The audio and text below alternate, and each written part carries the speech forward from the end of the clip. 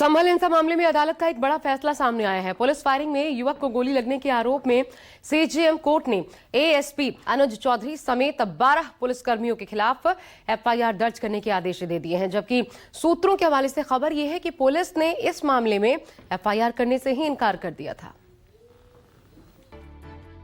योगी के सिंघम को भय, कोर्ट का आदेश, एफआईआर तय। संभल हिंसा मामले में एक बड़ा कानूनी मोड़ आ गया। यूपी के संभल में शाही जामा मस्जिद के सर्वे के दौरान 24 नवंबर 2024 को हिंसा भड़क गई थी। इस हिंसा में 5 लोगों की मौत हो गई थी, जबकि कई लोग घायल हो गए। वहीं संभल हिंसा के दौरान एक किशोर को गोली लगने के मामले में अब अदालत ने पुलिस के खिलाफ सख्त रुख अपनाया है। हमने उस घटना के आधार पर माननीय सीजेएम महोदय के यहाँ पर एक प्रार्थना पत्र प्रस्तुत किया। उस पर सीजेएम महोदय ने काफी समय बाद अपने पूर्ण अध्ययन के बाद उसमें एफआईआर के आदेश किए हैं। जो घटना से संबंधित व्यक्ति हैं उनके खिलाफ एफआईआर के आदेश हुए हैं। घटना के समय वहाँ पर सीओ क्षेत्राधिकारी जो थे अनुज चौधरी और अमित तोमर, 2 व्यक्ति नाम दर्ज हैं। उनके अलावा 15-20 पुलिसकर्मी थे। सभी के विरुद्ध एफआईआर के आदेश हुए। जी, हमें सरकार से भरोसा था, हमें उम्मीद है, तभी तो हमने केस करा। हमें सारी वो है कि हमें इंसाफ मिलेगा। हमारे भाई के साथ जो गलत हुआ, जो लोगों के साथ भी गलत हुआ है, पर वो नहीं खड़े हो पाए। पर हमें तो सरकार पे भरोसा था, हमारे अंदर तो हिम्मत थी कि हमें इंसाफ मिलेगा। और हमें सरकार से भी यही कहना है कि हमें इंसाफ दिलाएं जो हमारे भाई के साथ हुआ है। क्योंकि जिस हमले में एसपी कृष्ण कुमार बिश्नोई, सीओ अनुज चौधरी, डिप्टी कलेक्टर सहित 29 पुलिसकर्मी घायल हुए थे, उस सिलसिले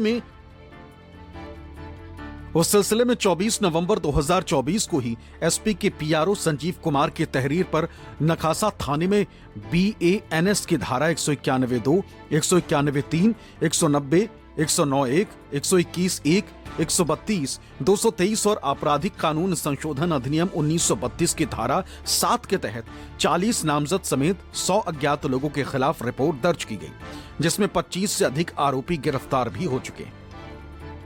दरअसल संभल में ये सारी कहानी मस्जिद मंदिर विवाद से शुरू हुई थी, जिसमें जामा मस्जिद को हरिहर मंदिर होने का दावा किया गया।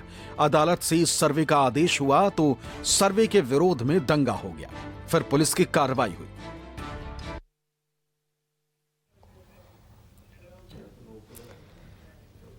तो अनुज चौधरी जो सुर्खियों में आए थे, अब खबर यह है कि उनकी मुश्किलें बढ़ सकती हैं।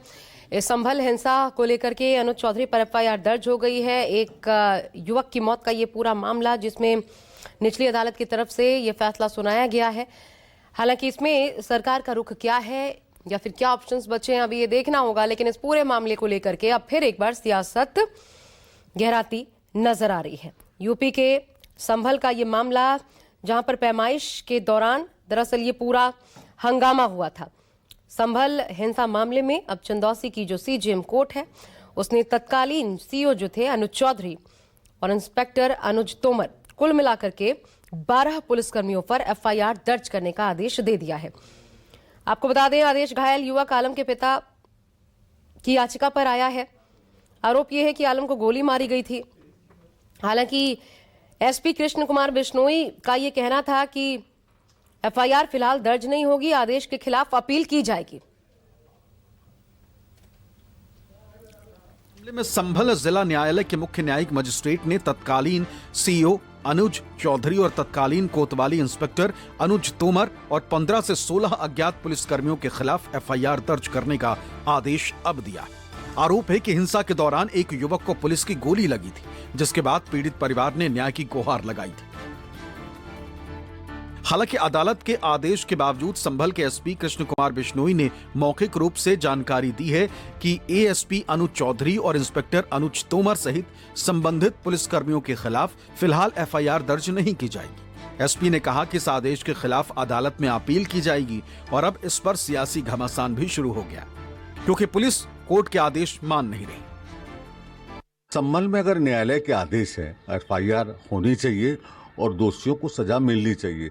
मगर योगी सरकार के कानों पर जू नहीं रह रही। लगातार योगी सरकार कानून व्यवस्था की स्थिति को लेकर फेल साबित हुई है। किसी भी मामले में देख लीजिएगा, जिस तरीके से अपराध उत्तर प्रदेश पर बढ़े हैं और योगी सरकार अपनी पीठ थपथपा रही है, ये देखने का विषय है। एसपी साहब के इस बयान का सवाल है कि न्यायिक आयोग बना हुआ है, वो जांच कर रहा है। तो न्यायिक आयोग बना हुआ है, निश्चित रूप से वो अपनी जांच कर रहा है, लेकिन कहीं कोई न्यायिक आयोग इस बात की अनुमति नहीं देता कि वो किसी न्यायालय के आदेश पे रोक लगा सके, या न्यायालय अगर मुकदमा दर्ज करने का आदेश देता है और न्यायिक जांच चल रही है तो मुकदमा नहीं दर्ज हो सकता, क्योंकि ऐसा नहीं है कि इससे पहले इस संबंध में कोई मुकदमा दर्ज हुआ हो। दूसरे मुकदमे जरूर दर्ज हुए थे, लेकिन एक व्यक्ति द्वारा ये कि उनके बेटे के पैर में गोली लगी है, ये पूरे तरह से अलग मुकदमा है। देखिए, कानून अपना काम करेगा, न्यायालय की कार्रवाई में कोई बाधा नहीं बन सकता और न्यायालय का भारतीय जनता पार्टी सम्मान करती है। मुझे लगता है सरकारें न्यायालय से जो निर्णय होता है उसका पालन करती है। संभल में जामा मस्जिद के सर्वे के दौरान हुई हिंसा को लेकर अब पुलिस अधिकारियों की भूमिका पर सवाल उठने लगे। कोर्ट ने संभल कोतवाली पुलिस को निर्देश दिया है कि वो मामला दर्ज कर जांच अब शुरू करें। मामला संभल हिंसा के दौरान किशोर आलम के गोली लगने से घायल होने से जुड़ा है। याचिका आलम के वालिद यामीन ने कोर्ट में दायर की थी। यामीन ने मांग की थी कि उस समय ड्यूटी पर तैनात पुलिस अधिकारियों और जवानों के खिलाफ एफआईआर दर्ज की जाए। जब यह हिंसा हुई थी तब अनुज चौधरी संभल के सीईओ सदर के पद पर तैनात थे। संभल में तैनाती के दौरान ही प्रमोशन पाकर वो एसपी बने थे, जिसके बाद उनका ट्रांसफर फिरोजाबाद कर दिया गया था। अब ऐसे में कैसे इस मामले की जांच होती है, ये देखने वाली बात होगी। अदालत के इस फैसले और पुलिस प्रशासन के रुख ने इस मामले को और भी ज्यादा संवेदनशील बना दिया है। पुलिस महकमे में हलचल तेज है। देखना यह होगा कि यूपी पुलिस की अपील पर अदालत क्या रुख अपनाती है और क्या आरोपी पुलिसकर्मियों के खिलाफ एफआईआर दर्ज होगी। लेकिन तब तक उत्तर प्रदेश में इस मुद्दे पर सियासी हलचल भी तेज हो चली है। इसकी बड़ी वजह यह है कि अनुज चौधरी को योगी सरकार का सिंघम कहा जाता है। ऐसे में देखना यह भी होगा कि क्या योगी सरकार में अनुज चौधरी सिंघम से आरोपी भी बनेंगे। कैमरा पर्सन धर्मेंद्र कुमार साहू के साथ मानस श्रीवास्तव, लखनऊ, न्यूज़ 24।